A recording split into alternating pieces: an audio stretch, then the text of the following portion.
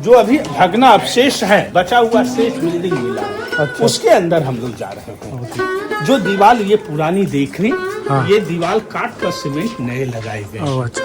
उस समय की ईंटों का ज्वाइंट देखिए, गैप नहीं है। कॉर्नर देखिए, धूप वर्षा इस पर आज भी पड़ रहे हैं, लेकिन बिल्डिंग में कुछ सॉलिड नहीं। है। इस साइड से हम लोग लाइब्रेरी की तरफ जाएंगे ना, वो था मेन एंट्रेंस। ये सर हमने बताया कि 10 किलोमीटर की एरिया थी, मात्र उसमें 2 ही भाग मिले हैं। एक ये ओपन रहता था क्या? हमने इसके ऊपर छत बताए थे सर कि लकड़ी और ईंट की छत होती थी, जो गांव।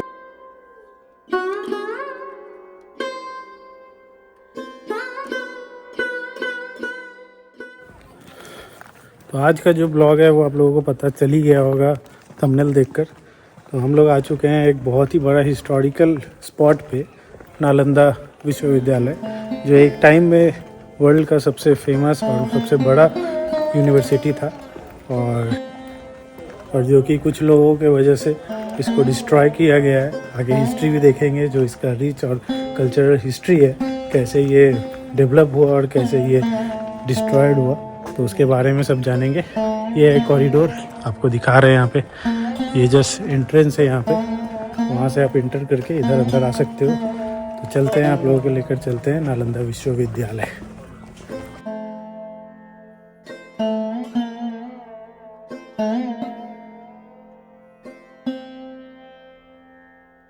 विक्रमशिला तक्षशिला है, जो पाकिस्तान में चले गए, रावलपिंडी के पास में।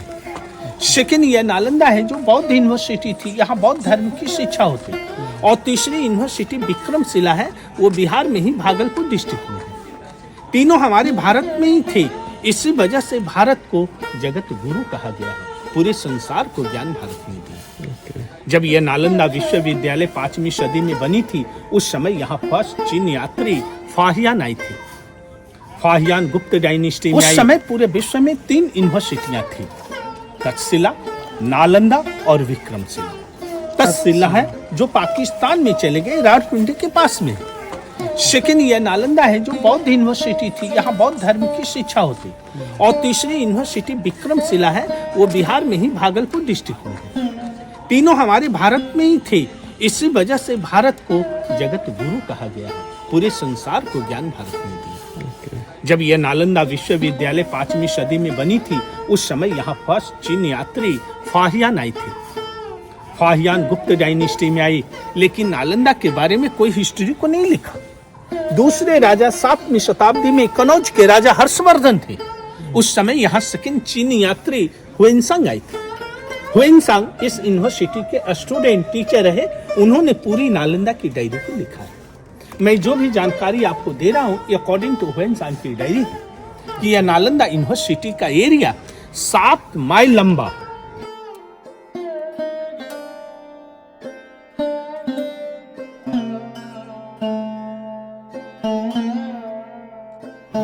अभी हम लोग तब कहाँ जा रहे हैं? अभी हम लोग हॉस्टल की ओर जा रहे हैं, जहाँ लोग रहते पढ़ते थे। उस समय की ईंटों का ज्वाइंट देखिए, गैप नहीं है। कॉर्नर देखिए, धूप वर्षा इस पर आज भी पड़ रहे हैं, लेकिन बिल्डिंग में कुछ सॉलिड है। कुछ ऐसा डब डब आवाज होता है ना, खोखला नहीं है। इसलिए सब पे छीन ईंटें होती हैं। ये देखिए नई ब्रिक्स, वो सभी पुरानी ब्रिक्स। उसका थिकनेस इसका ज्यादा है, उसका थिकनेस कम है। ये हॉस्टल के दरवाजे हैं। हर एक दरवाजे पर दोनों साइड में बुद्ध की स्टैचू होती। जो छात्र अंदर आते, बुद्ध को नमस्कार करने के बाद बुद्धा की मूर्तियां जो मिली सब म्यूजियम में रखे हैं। ये दरवाजे लकड़ी के होते थे। दरवाजे के पीछे लकड़ी लॉक करने के सिस्टम होते, लेकिन इन दरवाजों में जो आग लगी है, ये सब देखिए आग लगने का पहचान है। ये ब्लैक स्पॉट जो है वो आग लगने की वजह से जी, हुआ है जी। ना, ये सारा जलकर जो लकड़ी गिर गई, ये भी स्पॉट आपका जलने का है सर। वो लाइब्रेरी की तरफ जाएंगे ना, वो था मेन एंट्रेंस। ये सर हमने बताया कि 10 किलोमीटर की एरिया थी, मात्र उसमें 2 ही भाग मिले हैं। एक साइड हॉस्टल, एक साइड मंदिर। लाइब्रेरी की भाग अभी मिला नहीं है। मतलब खोद चालू है या वो बंद है? 1940 के बाद कोई खुदाई नहीं हो रहे हैं। सिविलाइजेशन पूरा बंद हो गया, थोड़ा तो हुआ। ये खुदाई में पुरानी ड्रेनेज मिले हैं, सीमेंट का काम नया है। ओके। आज रेनी सीजन जो होते हैं, उधर से भी जल आ गए, इधर से भी जल आकर यहाँ स्टोर हो गई। ये ड्रेनेज पैसेज चैम्बर है और उसमें तालाब में जाने की सिस्टम होते थे। हॉस्टल में शौच क्रिया नहीं होती, खुले मैदान में जाकर लोग शौच क्रिया करते थे तालाब के किनारे। चलिए, एक सब्जेक्ट के लिए यहाँ 30 स्टूडेंट रहते हैं, एक सब्जेक्ट पे 30 स्टूडेंट और 3-4 प्रोफेसर भी साथ में रहते। 10 स्टूडेंट रूम, एक टीचर। तो ये हॉस्टल का रूम हुआ एक स्टूडेंट के लिए एक रूम है, ये डोर है, ये डोर लगाने के लिए। ओ ऐसे करके डोर लगता था। अभी भी आप केमारी के पीछे लगाते हैं। करेक्ट। इनकी ये गुप्त सामान रखने की जगह उस जमाने का लॉकर सिस्टम। अच्छा चले अंदर अंदर चलते हैं। अंदर भी है। अभी हम लोग गड्ढे वाले रूम के ऊपर है। फर्स्ट हाँ ये हॉल है, हॉल जैसा बना हुआ। एक स्टूडेंट के लिए कमरे हैं। क्या छोटा कमरा है? नहीं नहीं, बहुत 10x10 का होगा। ओके। दीवालों में विंडो नहीं होते, रूफों में विंडो होते। Skylight ventilator system. दीवार की मोटाई 3 फुट से 12 फुट है। ठंडे के दिन में ठंडा हवा नहीं आती, गर्मी के दिन में गर्म हवा नहीं आती। रूम नेचुरल एसी का काम करते। दूसरी फायदा था, एक रूम के बच्चे जो आवाज करते, दूसरे कमरे में आवाज नहीं जाती। All room AC and sound proof कमरे थे। ये जगह का नाम नालंदा है। नालंदा सब तोड़ कर देखा जाए, न अलम दा, न मीन्स नहीं, अलम मीन्स बेकार, दा मीन्स देना। यानी नालंदा कुछ बेकार नहीं देते, साकार देते। जो आते वह विद्वान बनकर निकलते। अभी मैंने जानकारी आपको दी, 108 सब्जेक्ट की पढ़ाई होता।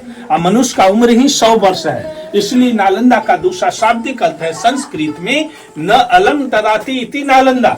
इसका हिंदी होता है जहाँ ज्ञान देने का इंड नहीं हो, वो जगह नालंदा है। सारा एक एक स्टूडेंट लोग का पर स्टूडेंट एक एक रूम है ना, ये सारा रूम है यहाँ पे एक एक। ऐसे 330 मिले हैं। 330 रूम्स। 11,500 में 330 मिले हैं। उस समय 11,500 थे। अच्छा ये देखिए दीवार गिर रही थी, सपोर्ट डाला गया। इसमें सपोर्ट डाला गया है। सीमेंट अच्छा। लोहा नहीं है। आइए हमने ओके। आपको जो छत बताए ना, आइए कैसा होता है। दिखाई। ये यहाँ आप खड़ी हो गए तो देखिए लकड़ी लगाने का है ना, लकड़ी और सहजन। अच्छा इसी में लकड़ी दो रहता है। लकड़ी के बीच में ईंट होते थे। यानी कमरों का हाइट इतना होता था। ओके। अब हमने बोला 200 बरस बाद ये बिल्डिंग डैमेज हुए, दूसरे राजाए हर्षवर्धन तो इसके ऊपर बिल्डिंग बनी। देखिए वो पुरानी दीवार के ऊपर नई दीवार खींची हुई है। वो डोर है 9 AD का, ये डोर है 7 AD का, नीचे वाले आपने 5 AD का।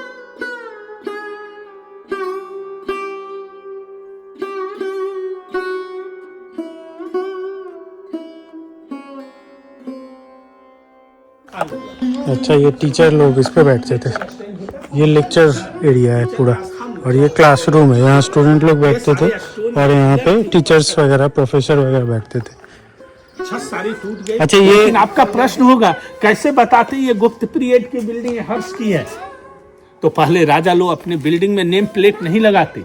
अभी हमारे राजनेता लोग नेम प्लेट लगाते। उस समय राष्ट्रीय चिन्ह देते थे। टाइगर, अशोकन पिलर मिलते हैं, समझ जाते हैं अशोक काल की है। यहाँ से खुदाई के क्रम में गुप्त काल के सिक्के मिले। अभी इंडिया के सिक्के में अशोक स्तंभ है, उनके सिक्के में धनुष की सिंबल मिली। ये देखिए सर, ये धनुष की सिंबल है। ये प्रमाणित हो रहा है कि ये बिल्डिंग गुप्त काल की थी। तो यहाँ पूरा धनुष था। आधा ये धनुष ये बिल्डिंग से कवर है। ये 2 कमरे से जला हुआ चावल मिला है। ये क्या है? ये क्या है? कुआं है, इससे पानी ओह अच्छा, लिया जाता था। अभी तो सूख गया। पैसा डाला हुआ है अंदर हाँ।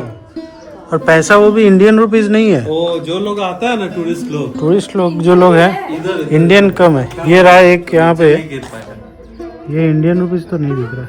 नहीं 50 का नोट दिख रहा है। हाँ अरे बाबू, 20 का नोट 50 से 20 से 10 से सारा रुपीज है यहाँ पे। जिला पैसा भी। पैसों का कुआं है, पैसों का कुआं। यहाँ पे जो आप देख रहे हो ये एक चूल्हा है, इसके ऊपर रखकर खाना वगैरह बनाया जाता था। और ये एक स्टोर रूम है, यहाँ से जला हुआ चावल मिला था तो लोगों ने एक्सपेक्ट किया कि ये एक स्टोर रूम है।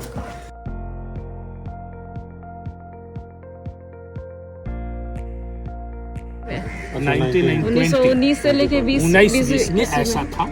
उस समय हमारे यहाँ इंडिया सरकार नहीं थी, ब्रिटिश शासन था। ब्रिटिश ने ऐसा देखा, इसको बरस से जब साफ किए तो ऐसा नालंदा मिला। देखिए, ये नहीं देखते कैसे मालूम पड़ेगा। इसको साफ करके ऐसे ये था मतलब एक चट्टान टाइप का था। उधर देखिए ना, अभी वैसा ही। वो देखिए, हमने बोला ना कि नालंदा ऐसा था।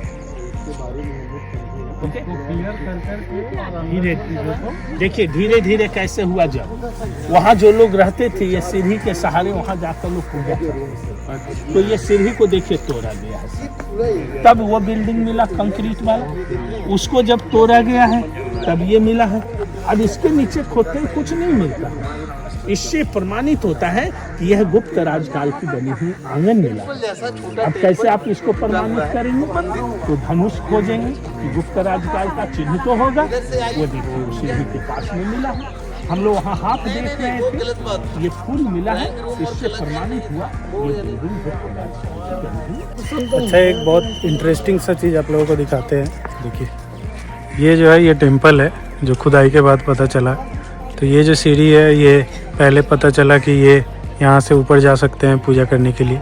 फिर ये खुदाई होने के बाद ये खुदाई हुआ, फिर यहाँ से ऊपर जा सकते हैं, ये हुआ। फिर लास्ट ये वाला खुदाई होकर ये सीढ़ी पता चला। ये होने के बाद आपको अगर जूम करके दिखाएं, यहाँ पे भी एक सीढ़ी है ऊपर, आप लोगों को दिख रहा होगा।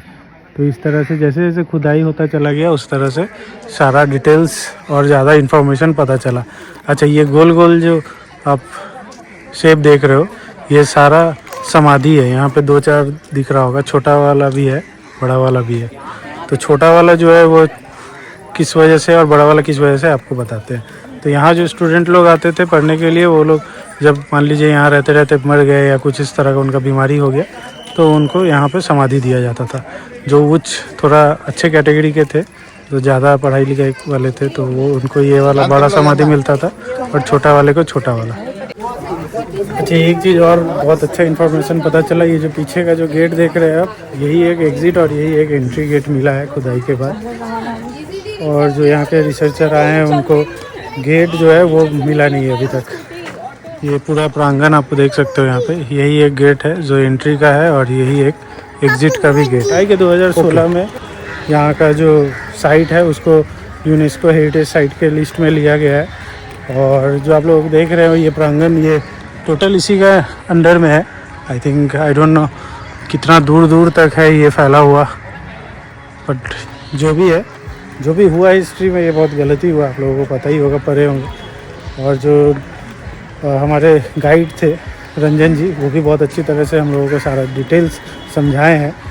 अच्छा, यहाँ पे गाइड के चार्जेस भी है, क्योंकि आप इधर आओगे तो आपको तो खुद समझ में आएगा नहीं कि क्या है नहीं है। यहाँ पे घूमने फिरने का स्ट्रक्चर ही दिखेगा, ओल्ड एक स्ट्रक्चर, उसमें आपको कुछ खास इंटरेस्ट नहीं आएगा। तो एक गाइड ले लेना बेटर होगा मेरे ख्याल से। मेरा सजेशन तो ये वो एक गाइड ले ले। और गाइड का प्राइस भी है, फ्री ऑफ फंड तो कोई नहीं करेगा। गाइड का प्राइस जो है वो आपको 500 to 300, मतलब नेगोशिएट करोगे तो आप हो जाएगा। हम लोगों ने रंजन जी को 300 पे किया है। आई होप आपको ये वीडियो बहुत अच्छा लगा होगा। बहुत ही इन्फॉर्मेटिव वीडियो बनकर आया है। अगर आपको ये वीडियो अच्छा लगा होगा तो प्लीज़ लाइक कर दीजिएगा और हमारा ब्लॉग्स को सब्सक्राइब कर दीजिएगा। और जैसे कि आप लोगों को बताया, अगर कोई नालंदा आता है या ऐसा कुछ इन्फॉर्मेशन किसी को चाहिए, किसी स्टूडेंट्स को, तो ये वीडियो शेयर कर दीजिएगा उनके साथ। बहुत सारा इन्फॉर्मेशन उनको फ्री ऑफ फंड मिल जाएगा।